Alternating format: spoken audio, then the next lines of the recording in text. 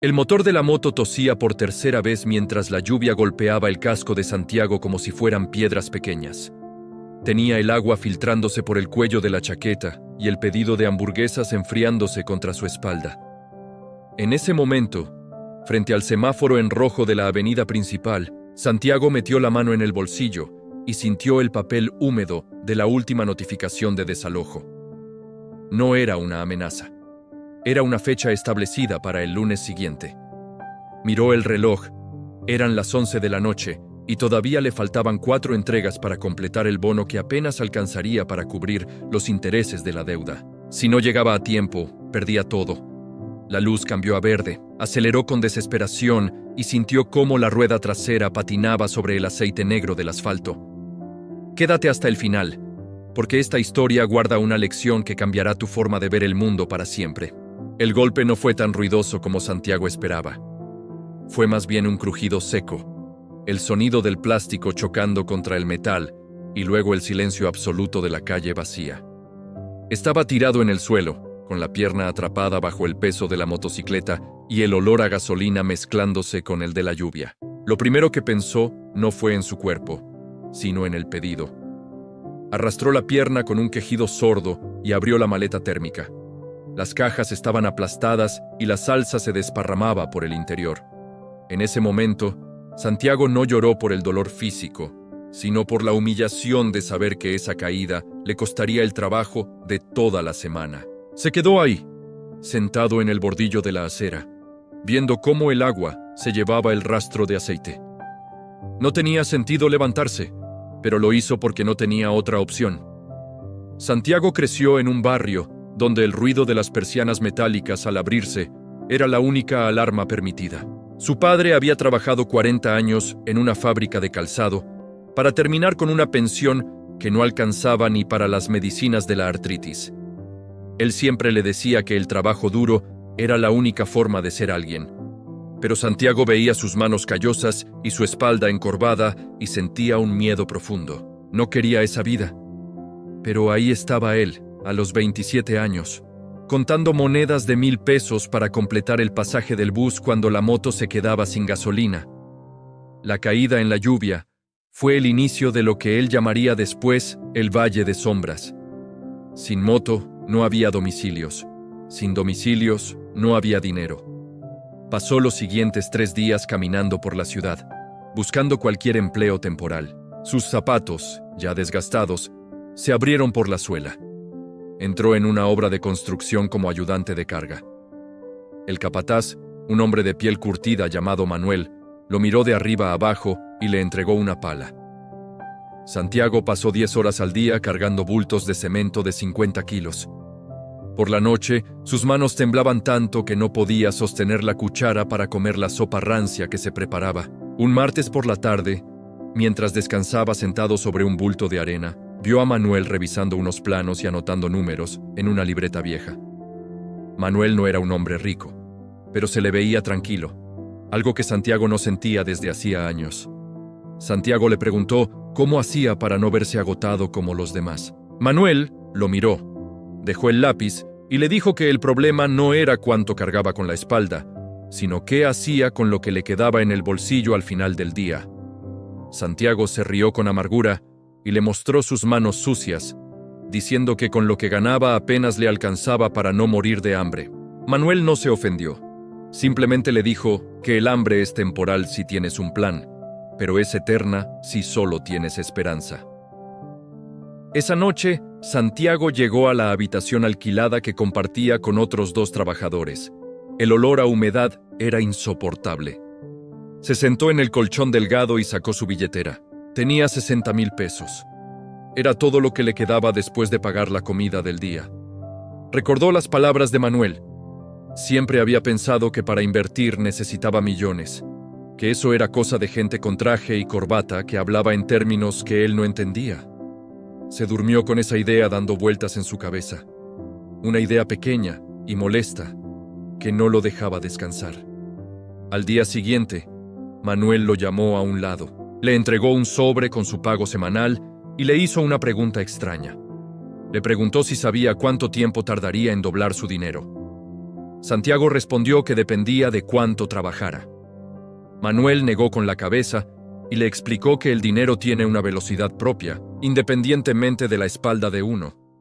Le habló de una regla simple, la regla del 72. Le dijo que si dividía el número 72 por la tasa de interés que recibía por su dinero, sabría exactamente cuántos años tardaría en duplicarse sin que él moviera un dedo.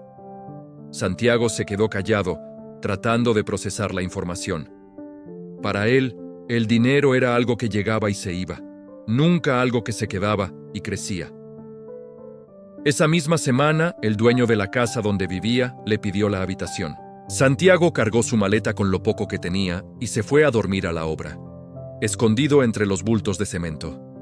El frío de la noche le calaba los huesos, pero el miedo a ser un fracasado era más fuerte que el clima. Empezó a observar a Manuel con más detalle. Se dio cuenta de que Manuel no gastaba un peso en cigarrillos ni en alcohol los fines de semana como los otros obreros. Manuel llevaba su propia comida en recipientes de plástico y siempre guardaba una parte de su jornal en una cuenta cooperativa. Santiago decidió intentarlo. Guardó 10,000 pesos de su pago. Fue difícil. Tuvo que saltarse una comida al día y caminar 1 hora más para ahorrar el dinero del transporte. La primera semana sintió que era una estupidez. ¿Qué iba a hacer con 10,000 pesos? Pero Manuel lo alentaba. Le decía que no estaba guardando papel, estaba comprando tiempo. La disciplina empezó a cambiarle la cara. Ya no caminaba mirando al suelo, sino con una meta fija. Meses después, Santiago logró ahorrar su primer $1,000,000. Fue un proceso lento, doloroso y lleno de tentaciones. Hubo días en los que el hambre le gritaba que se comprara un plato de carne caliente, o días en los que sus botas rotas le rogaban un reemplazo. Pero él seguía dividiendo 72 por cualquier número que escuchaba. Empezó a entender que si encontraba un lugar donde su dinero creciera al 12% anual, en 6 años ese millón serían 2, y en 12 años serían 4. Era matemática, no magia. Un sábado, mientras ayudaba a descargar unos ladrillos en un barrio de clase media, vio un cartel de "Se vende" en una casa pequeña y descuidada. La estructura estaba sólida, pero el jardín era una selva y las paredes estaban llenas de moho. Santiago se quedó mirándola. El dueño era un hombre mayor que necesitaba el dinero para mudarse con su hija a otra ciudad. Santiago no tenía el dinero para comprarla, ni de lejos, pero se le ocurrió una idea. Habló con Manuel. Le propuso que usaran sus ahorros combinados para dar la cuota inicial de una propiedad similar, arreglarla ellos mismos los domingos y venderla o alquilarla. Manuel lo miró con respeto. Le dijo que finalmente había dejado de ser un repartidor de comida para empezar a pensar como un constructor de futuro. Sin embargo, el camino no fue fácil. Los bancos le cerraron las puertas a Santiago una y otra vez. Le decían que un ayudante de obra no era sujeto de crédito. Cada negativa era como un golpe en el estómago que le recordaba su caída en la moto. Volvía a la obra con los ojos rojos de la rabia, pero en lugar de rendirse, agarraba la pala con más fuerza. Empezó a estudiar por su cuenta. Iba a la biblioteca pública los domingos, el único día que no trabajaba. Allí, rodeado de estudiantes que lo miraban con extrañeza por su ropa desgastada, leía sobre bienes raíces, sobre cómo evaluar una estructura y sobre leyes básicas de propiedad. Descubrió que la mayoría de la gente compraba casas para vivir, pero pocos las veían como máquinas de generar dinero. Santiago quería la máquina. El conflicto real estalló cuando su madre se enfermó. Necesitaba una operación urgente en el pueblo. Santiago miró su cuenta de ahorros. Tenía exactamente lo que necesitaba para el primer negocio que había planeado con Manuel, el fruto de 2 años de sacrificios inhumanos. Si sacaba el dinero, el plan moría. Si no lo sacaba, su madre seguiría sufriendo. No hubo duda en su corazón, pero sí un dolor inmenso al ver cómo sus sueños se alejaban de nuevo. Viajó al pueblo, entregó el dinero y se quedó al lado de la cama de su madre hasta que ella estuvo fuera de peligro. Cuando regresó a la ciudad, Santiago no tenía nada. Estaba otra vez en el punto de partida, con las manos vacías y la deuda de los pasajes del viaje. Se sentó en el mismo bordillo donde se había caído de la moto años atrás. La lluvia volvió a aparecer, como si el destino quisiera burlarse de él. Se sintió viejo, aunque solo tenía 30 años. Pensó en Manuel, pensó en la regla del 72 y pensó en la casa descuidada que ya no estaba en venta. Pero algo había cambiado.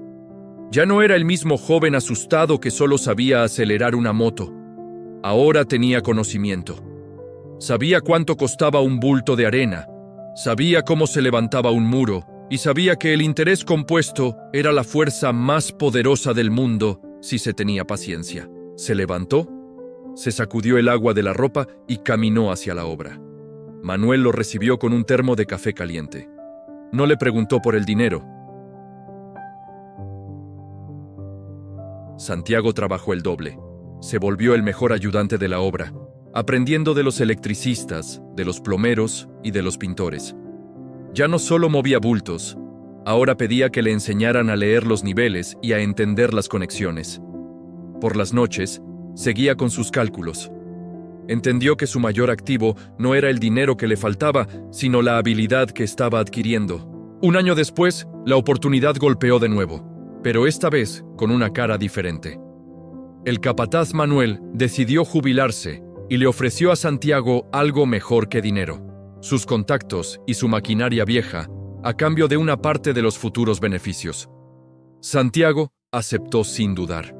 Ya no era un empleado, ahora era un socio, aunque todavía tuviera que dormir en una colchoneta en el suelo para ahorrar cada centavo. La transición de obrero a pequeño contratista fue un caos de errores. Santiago confió en personas que le robaron herramientas, calculó mal el costo de algunos materiales y pasó semanas sin dormir tratando de cumplir con los plazos de entrega. En una ocasión, una tubería estalló en una remodelación que estaba haciendo y el agua dañó todo el piso nuevo. Santiago tuvo que usar sus últimos ahorros para reponer el daño. Se quedó llorando en la oscuridad de la habitación vacía, preguntándose por qué el camino hacia la libertad era tan cruel. Pero al día siguiente, compró el pegante para el piso y volvió a empezar. Fue en ese proyecto donde aplicó por primera vez la regla del 72 de manera agresiva. Cada peso de ganancia no iba a ropa nueva ni a un celular mejor. Iba directo a un fondo que generaba interés diario. Empezó a ver cómo los números crecían, no por su esfuerzo físico, sino por la acumulación. El interés sobre el interés. Era como ver una planta crecer en medio del desierto. Al principio parece nada, pero una vez que echa raíces, es imparable.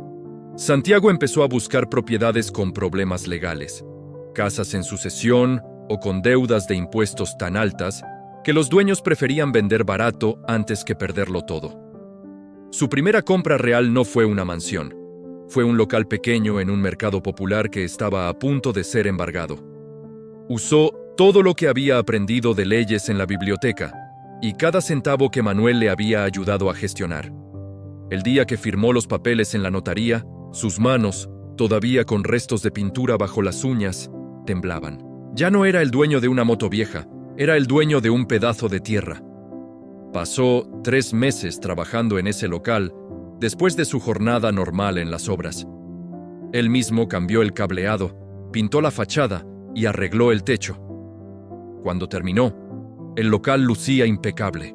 En lugar de venderlo para tener dinero rápido, recordó la regla. Lo alquiló a una señora que quería poner una panadería. El alquiler mensual cubría la cuota del préstamo que había pedido y le dejaba un pequeño excedente. Ahora, una parte de su vida se pagaba sola. Ese pequeño flujo de dinero fue la chispa que encendió el fuego. Santiago no cambió su estilo de vida. Siguió viviendo con austeridad, pero con la mente puesta en la siguiente ficha del tablero. Empezó a entender que el éxito no es un evento, es un hábito de renuncia constante a la gratificación inmediata. Mientras sus conocidos, de la época de los domicilios, se compraban motos más grandes a crédito, Santiago seguía caminando, pero ahora caminaba hacia su segunda propiedad. El Valle de la Muerte estaba quedando atrás, pero el costo emocional había sido alto. Había perdido amigos que no entendían por qué nunca salía de fiesta. Había pasado Navidades solo, comiendo pan con leche en una obra vacía. Pero cada vez que miraba su libreta de ahorros y aplicaba la regla del 72, sabía que estaba comprando su libertad. Sabía que llegaría un día en que no tendría que pedir permiso para descansar, ni tendría que arriesgar su vida bajo la lluvia por una propina miserable. El local de la panadería empezó a generar un murmullo de vida que Santiago escuchaba cada mañana como una melodía de victoria. Sin embargo, el camino del inversionista no es una línea recta hacia arriba, sino una serie de obstáculos que ponen a prueba la verdadera resistencia del carácter. Santiago pronto descubrió que tener una propiedad no era el final del juego, sino el inicio de una responsabilidad mucho mayor. Los impuestos, los arreglos inesperados y la gestión de los inquilinos empezaron a ocupar el tiempo que antes dedicaba a la pala. Fue en este punto donde la vida le presentó su prueba más amarga, la traición de quien menos esperaba. Un hombre llamado Ricardo, que se hacía pasar por un experto en finanzas y gestiones inmobiliarias, se acercó a Santiago en la obra. Ricardo vestía camisas impecables y hablaba con una seguridad que Santiago, todavía con el rastro del cemento en la piel, admiraba. Ricardo le propuso una inversión conjunta en un terreno que supuestamente iba a ser valorizado por una nueva avenida que el gobierno construiría. Santiago, cegado por el deseo de acelerar su proceso y saltarse un par de años de ahorro, entregó una suma importante de dinero que había acumulado con el sudor de sus últimos 3 proyectos de remodelación. 2 meses después, Ricardo desapareció. La oficina donde lo atendía estaba vacía y el terreno resultó ser una zona protegida donde nunca se podría construir ni un solo muro de ladrillo. Santiago sintió que el suelo se abría bajo sus pies. Fue un golpe más duro que la caída de la moto, porque esta vez no había sido el azar o la lluvia, sino su propia codicia y falta de malicia. Se sentó en el piso de su habitación, rodeado de papeles inútiles, y pensó en tirar la toalla. Había retrocedido 3 años en un solo segundo. La sensación de estupidez era tan grande que ni siquiera podía mirar a Manuel a la cara. Pero Manuel, con la sabiduría que solo dan los años de ver edificios subir y caer, lo encontró una tarde sentado en una plaza. No le gritó ni lo juzgó. Solo le pidió que hiciera el cálculo de nuevo. Le recordó que el conocimiento que había adquirido sobre cómo arreglar una casa, cómo negociar con proveedores y cómo entender el mercado no se lo había llevado Ricardo. El dinero es solo papel que va y viene, le dijo Manuel, pero la capacidad de generarlo es algo que nadie te puede robar. Santiago respiró hondo, se tragó el orgullo y decidió que no iba a permitir que un estafador definiera su futuro. Regresó a lo básico. Empezó de nuevo desde la posición de contratista, pero esta vez con una disciplina aún más feroz. Aplicó la regla del 72 no solo a su dinero, sino a su tiempo. Decidió que cada hora del día debía estar invertida en algo que se multiplicara. Si no estaba trabajando en una obra, estaba estudiando nuevas técnicas de construcción ligera que ahorraran costos. Si no estaba estudiando, estaba recorriendo los barrios más olvidados de la ciudad, buscando esas joyas ocultas que todos los demás despreciaban por miedo o por pereza. Fue en una de esas caminatas donde encontró el edificio de apartamentos en ruinas. Era una estructura de 3 pisos que había sido abandonada tras un incendio parcial. El olor a quemado todavía persistía en las vigas, y las ventanas eran huecos negros que miraban hacia la calle con tristeza. La mayoría de la gente veía basura y peligro, pero Santiago, con sus ojos entrenados por la necesidad, vio una estructura sólida de concreto que solo necesitaba manos valientes. Negoció directamente con el banco que tenía la posesión del inmueble. El proceso fue un calvario de formularios, esperas en pasillos fríos y funcionarios que no creían que un hombre joven con botas de trabajo pudiera comprar un edificio. Santiago usó su pequeño local como garantía y presentó un plan detallado de cómo iba a rehabilitar el lugar piso por piso. Su argumento no fue el dinero que tenía, sino el trabajo que estaba dispuesto a poner. Les mostró fotos de sus remodelaciones anteriores y les explicó que él sería el arquitecto, el albañil y el vigilante de la obra. El banco aceptó, más por quitarse el problema de encima que por confianza. Santiago se mudó al edificio en ruinas. Instaló una cama de campaña en el primer piso, entre escombros y polvo. No tenía luz ni agua corriente las primeras semanas. Se bañaba con un balde y cocinaba en una estufa de gasolina. Fue el período más solitario de su vida, pero también el más revelador. En el silencio de la noche, mientras el viento soplaba por las ventanas rotas, Santiago hacía sus cuentas. Entendió que si lograba habilitar solo 2 apartamentos y alquilarlos, el flujo de dinero pagaría la deuda del edificio entero. El trabajo fue brutal. Santiago despertaba a las 4 de la mañana para trabajar en sus contratos externos y ganar el dinero necesario para comprar los materiales del edificio. A las 6 de la tarde, cuando los demás se iban a descansar, él encendía su linterna y empezaba a raspar paredes, a cambiar tuberías y a pegar baldosas en su propio inmueble. Sus manos se llenaron de llagas y sus rodillas crujían cada vez que subía las escaleras cargando bultos de yeso. Hubo noches en las que el cansancio era tan extremo que se quedaba dormido en el suelo, abrazado a su taladro. Un día, mientras instalaba el cableado eléctrico, recibió la visita de un antiguo compañero de los domicilios. El hombre lo vio cubierto de polvo gris, flaco y con ojeras profundas. Le dijo que estaba loco, que por qué sufría tanto si con la moto podía estar ganando dinero fácil y saliendo a divertirse. Santiago lo miró, le mostró el edificio y le dijo que él prefería sufrir unos años para ser libre el resto de su vida, mientras que otros preferían disfrutar ahora para ser esclavos de una deuda siempre. El compañero se fue riendo, llamándolo tacaño y soñador.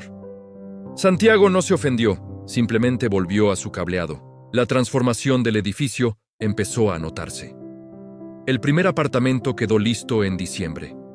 Era un espacio pequeño, pero digno, con mucha luz y acabados sencillos pero resistentes.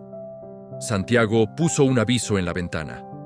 Al día siguiente, una pareja de maestros jóvenes, cansados de pagar alquileres caros en lugares ruidosos, decidió tomarlo. Ese primer contrato de arrendamiento fue el momento en que la regla del 72 cobró una dimensión física. Ahora, el dinero de otras personas estaba trabajando para pagar su propiedad. Con el primer alquiler, Santiago compró los materiales para el segundo apartamento. El proceso fue más rápido porque ya tenía la experiencia del primero. Empezó a contratar a algunos de sus antiguos compañeros de obra para que lo ayudaran los fines de semana. Les pagaba bien y les enseñaba lo que sabía. Santiago se dio cuenta de que el liderazgo no era mandar, sino servir y dar el ejemplo. El edificio, que antes era una mancha negra en el barrio, empezó a brillar. Los vecinos limpiaron sus propias fachadas y la calle recuperó la seguridad. Sin embargo, el éxito trajo nuevos desafíos. Un grupo de personas del barrio, envidiosas por el progreso de Santiago, intentó extorsionarlo. Le exigieron una suma mensual a cambio de no dañar el edificio ni asustar a los inquilinos. Santiago sintió el miedo frío recorriendo su espalda. Podía pagar y perder su rentabilidad, o podía enfrentarlos y arriesgar su vida. Recordó lo que Manuel le decía sobre la integridad. El dinero que se consigue con miedo no sirve para construir nada sólido. En lugar de ceder, Santiago convocó a una reunión con los otros dueños de negocios pequeños de la zona. Les propuso organizar una red de vigilancia comunitaria y mejorar la iluminación de la cuadra entre todos. Al principio todos tenían miedo, pero Santiago les mostró que, si se mantenían unidos, el costo de protegerse sería mínimo comparado con lo que estaban perdiendo por el crimen. Su capacidad de gestión, pulida en las bibliotecas y en las mesas de negociación con los bancos, funcionó. Los extorsionadores, al ver a una comunidad organizada y respaldada por las autoridades que Santiago se encargó de presionar, se retiraron a buscar presas más fáciles. Para cuando Santiago cumplió 33 años, el edificio de 3 pisos estaba totalmente alquilado. Tenía 6 apartamentos y un local comercial en la planta baja. El flujo de caja era suficiente para que pudiera dejar de trabajar como ayudante de obra, pero no lo hizo para descansar, sino para dedicar todo su tiempo a buscar su siguiente inversión. Su mente ya no pensaba en miles de pesos, sino en metros cuadrados y tasas de retorno. Su relación con Manuel se transformó en una amistad profunda. Manuel ya no era su mentor en la pala, sino su consejero en la vida. Un domingo, mientras compartían un almuerzo sencillo, Manuel le confesó que siempre supo que Santiago llegaría lejos, no por su fuerza física, sino por su capacidad de renunciar a lo inmediato. Manuel le entregó una llave vieja y le dijo que era de un pequeño depósito que tenía en el centro. Le pidió que lo administrara y que se quedara con la mitad de las ganancias. Era el último empujón de un hombre que quería ver su legado en manos de alguien que respetara el valor del esfuerzo. Santiago empezó a ver la ciudad de forma diferente. Donde otros veían tráfico, él veía rutas logísticas.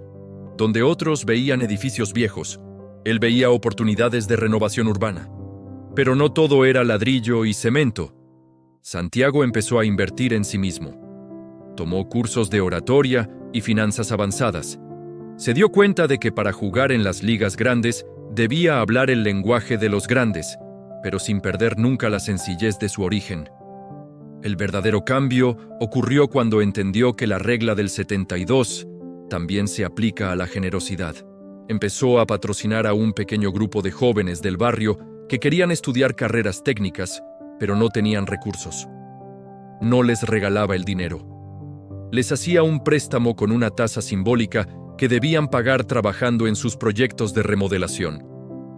Les enseñaba el valor del dinero y la importancia del ahorro. Santiago se vio reflejado en sus ojos llenos de hambre y esperanza, y sintió que su éxito no valía nada si no servía para levantar a otros. La soledad del Valle de la Muerte empezó a disiparse. Conoció a Elena, una mujer que trabajaba en una cooperativa de crédito y que compartía su visión de crecimiento constante. Ella no se impresionó por sus propiedades, sino por la calma con la que Santiago enfrentaba los problemas. Juntos empezaron a planear inversiones más grandes. Santiago aprendió que tener un socio de vida que entienda el juego financiero es multiplicar la velocidad del éxito por 2. Pero el destino todavía tenía una lección guardada. Una crisis económica golpeó el país. Las tasas de interés subieron por las nubes y muchos de sus inquilinos empezaron a tener dificultades para pagar. Santiago vio cómo sus márgenes de ganancia se reducían drásticamente. El banco, el mismo que antes lo ignoraba, ahora lo presionaba para que pagara las cuotas de un nuevo préstamo que había tomado para un complejo de bodegas. Muchos otros inversionistas entraron en pánico y empezaron a vender sus propiedades a precios de gallina flaca para salvarse. Santiago se sentó frente a su libreta de nuevo. Recordó la regla del 72. Si las tasas de interés subían, el tiempo para pagar las deudas se alargaba, pero el valor real de los activos también se ajustaría con el tiempo. Decidió no vender. En lugar de eso, se reunió con cada uno de sus inquilinos y les ofreció planes de pago flexibles a cambio de que le ayudaran con el mantenimiento de los edificios. Fue una apuesta arriesgada. Durante 6 meses, Santiago volvió a comer pan con leche y a caminar para ahorrar gasolina. La presión era asfixiante. Había días en los que el teléfono no paraba de sonar con llamadas de cobro. Elena le sugería vender una de las propiedades menores para aliviar la carga, pero Santiago se mantuvo firme. Sabía que la tormenta pasaría y que los que se mantuvieran en pie serían los dueños del nuevo mercado. Ese periodo de crisis fue su examen final. Aprendió sobre la gestión del flujo de caja en tiempos de escasez y sobre la importancia de tener reservas de emergencia. No era solo ganar dinero cuando todo iba bien, sino saber protegerlo cuando todo iba mal. Su cuerpo, aunque ya no cargaba bultos de cemento, sentía el peso de la responsabilidad sobre sus hombros. Pero ya no era el joven que patinaba en la moto. Era un hombre que sabía navegar las olas más altas sin perder el rumbo. Finalmente, la economía empezó a estabilizarse. Los inquilinos recuperaron sus empleos y pagaron sus deudas. El valor de las propiedades de Santiago, que él había mantenido en excelente estado a pesar de la crisis, se disparó. Al ser uno de los pocos que no había vendido por pánico, se encontró en una posición de ventaja absoluta. El banco, viendo su solidez y su temple, le ofreció una línea de crédito preferencial para proyectos de gran escala. Santiago Miró hacia atrás y vio el rastro de su vida. El repartidor de domicilios, el ayudante de obra, el estafado, el constructor solitario, el dueño de edificios. Cada etapa había sido necesaria para forjar la mentalidad necesaria. No era la moto lo que lo había detenido al principio, sino la creencia de que el dinero era algo que se perseguía en lugar de algo que se atraía con disciplina y conocimiento. Un día, mientras revisaba los acabados de un nuevo proyecto de apartamentos de lujo, vio pasar a un repartidor en una moto vieja bajo un sol abrasador. El joven se detuvo a descansar un momento y miró con admiración el edificio que Santiago estaba terminando. Santiago bajó, se acercó al joven y le entregó una botella de agua fría. No le dio un consejo poético, ni le habló de sueños inalcanzables. Simplemente le preguntó si sabía cuánto tiempo tardaría en doblar su dinero y le explicó, en 3 minutos, la regla del 72. El joven lo miró confundido al principio, luego interesado y finalmente con una chispa de entendimiento en los ojos. El joven repartidor tomó la botella de agua con las manos temblorosas por la vibración constante del manubrio. Miró a Santiago. Luego miró el edificio de cristales ahumados y finalmente el trozo de papel donde Santiago había garabateado el número 72. No entendía por qué un hombre que vestía una camisa de lino impecable se tomaba el tiempo de hablar con él sobre tasas de interés en mitad de la calle. Santiago vio en los ojos del muchacho el mismo hambre que él tenía 10 años atrás, una mezcla de cansancio extremo y la sospecha de que la vida era una trampa de la que no se podía escapar. Antes de que el joven arrancara su moto, Santiago le puso una mano en el hombro y le dijo que el dinero no se gana con las piernas, sino con la paciencia de dejar que los números trabajen mientras uno duerme.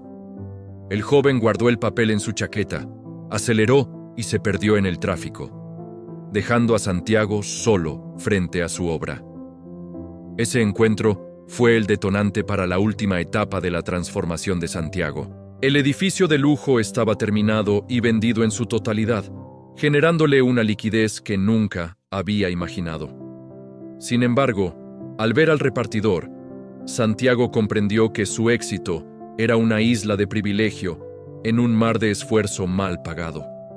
Decidió que su siguiente proyecto no sería para gente que ya tenía casas, sino para aquellos que, como él, sentían que el sistema los había expulsado. Pero para lograrlo, primero tenía que enfrentar el último fantasma de su pasado financiero: la deuda emocional con su barrio de origen. Santiago regresó a la calle donde todo comenzó. Compró la vieja bodega donde guardaba la moto y 3 locales contiguos que estaban en ruinas. Su plan era ambicioso y arriesgado. Quería construir un complejo de viviendas de interés social con la misma calidad que sus edificios de lujo, aplicando la regla del 72 no solo al dinero, sino a la eficiencia de los materiales. Quería demostrar que el costo de construcción podía bajar si se eliminaban los intermediarios y se invertía en tecnología de ladrillo ecológico. Pero el barrio no lo recibió con aplausos. Los vecinos veían en él al hombre que se fue y volvió con dinero. Y el resentimiento es un muro más difícil de derribar que el concreto. Un grupo de líderes locales intentó bloquear la obra, alegando que Santiago solo quería gentrificar la zona y subir los impuestos. Santiago no envió abogados. Fue él mismo, vestido con sus viejas botas de trabajo, a hablar en la junta comunal. Se sentó en una silla de plástico rota y escuchó los gritos y las quejas durante 3 horas. Cuando terminó el ruido, sacó de su bolsillo la notificación de desalojo que aún conservaba. La puso sobre la mesa y les contó la historia de la hamburguesa fría, de la caída en el aceite y de cómo Manuel le enseñó que la única forma de salir del fango es construyendo un suelo propio. Les explicó que el edificio no era para extraños, sino para sus propios hijos, y que el financiamiento se basaría en un fondo cooperativo, donde cada hora de trabajo comunitario se contaría como parte de la cuota inicial. El escepticismo empezó a ceder.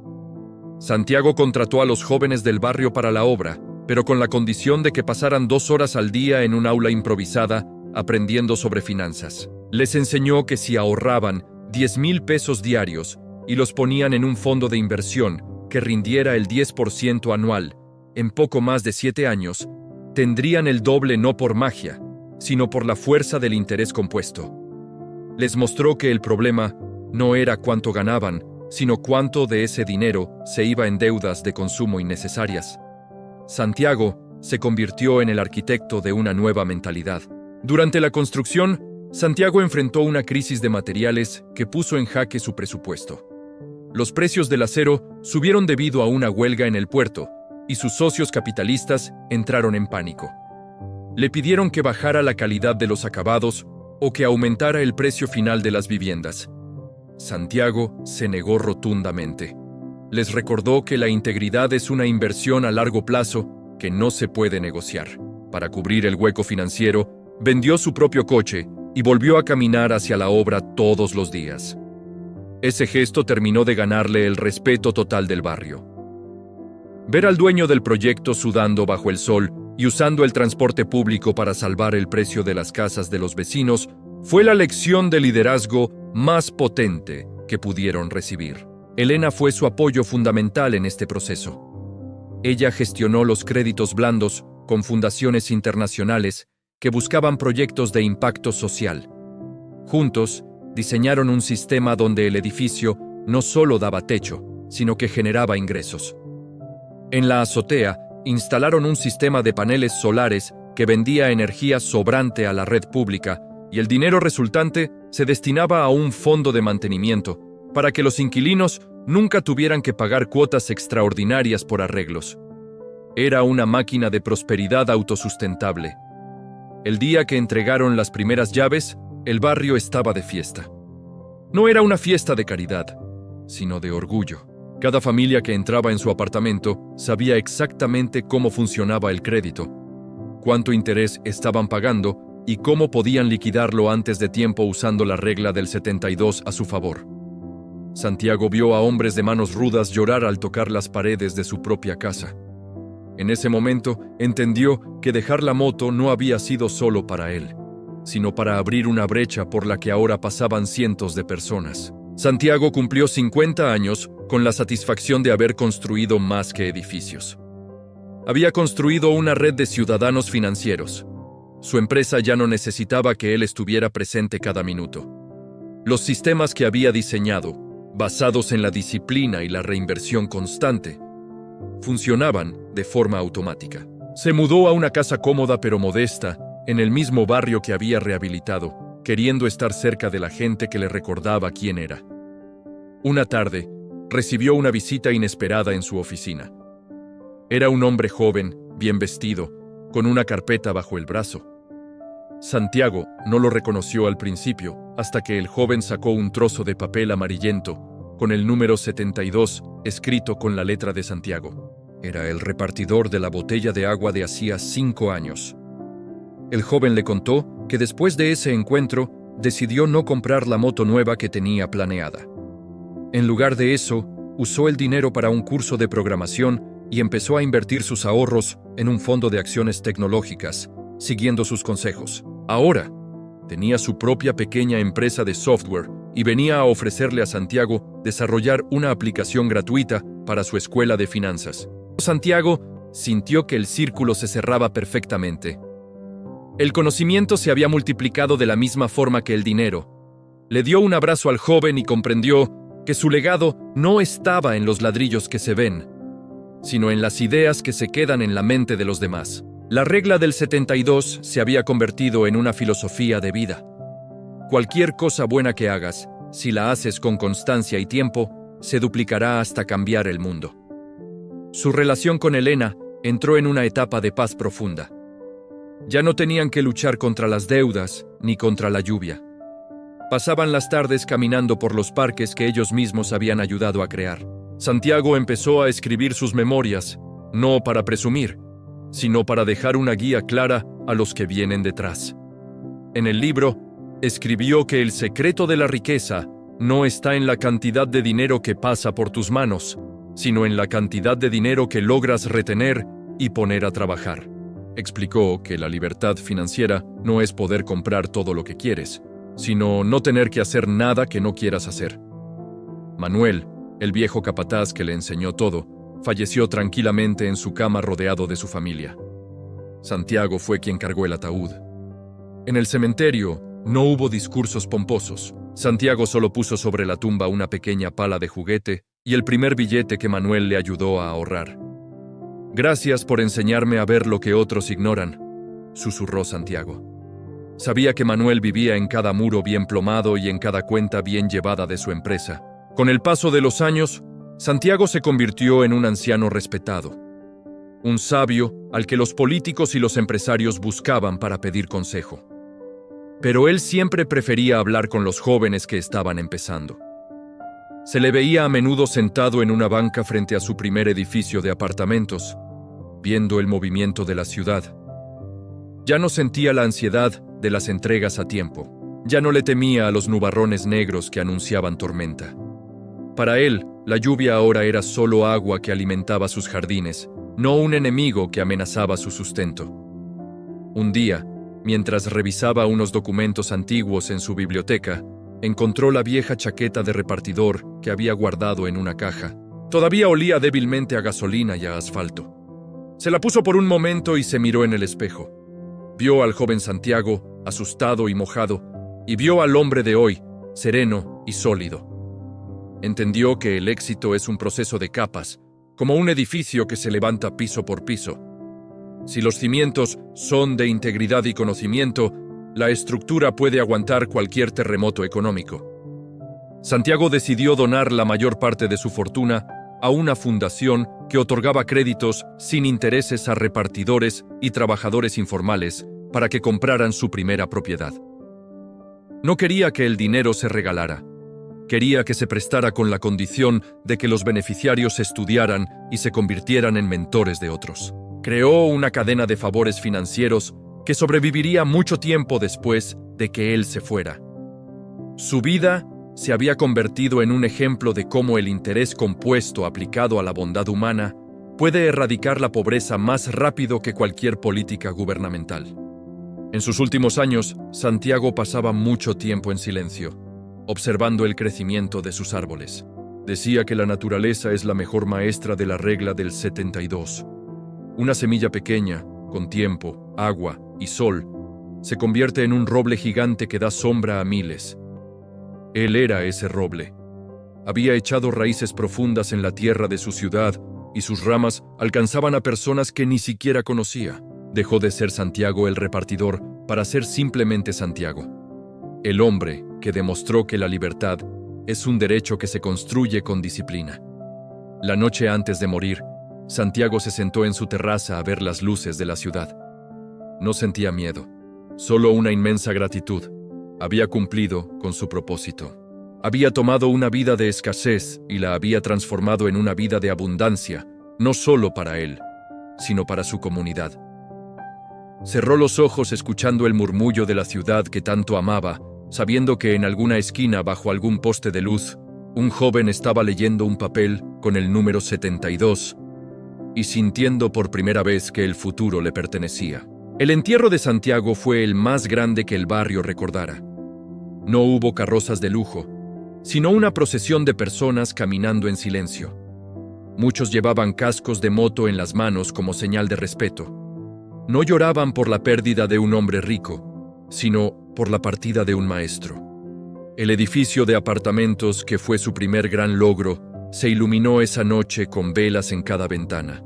El legado de Santiago no estaba en las cuentas bancarias, sino en la seguridad de cada familia que dormía bajo un techo propio gracias a su guía. La historia de Santiago se convirtió en una leyenda urbana, en un cuento que los padres les contaban a sus hijos para enseñarles el valor del ahorro y la persistencia. Se decía que en las noches de lluvia, si uno prestaba atención, todavía se podía escuchar el sonido de una moto vieja acelerando hacia el éxito. Pero Santiago ya no corría. Había llegado a su destino final, un lugar donde el tiempo ya no se mide en minutos de entrega, sino en la eternidad de las buenas obras. Dejó la moto para siempre, pero su camino quedó marcado como una ruta clara, para todos aquellos que se atreven a creer que el cambio es posible si se tiene una regla simple en la mano y un fuego inquebrantable en el corazón. Bueno, mi público bello, espero que les haya gustado el video.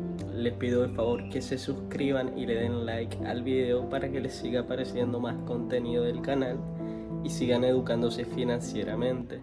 Recuerden que el límite está en la mente y estamos hechos para grandes cosas, ¿ok? Chao, chao.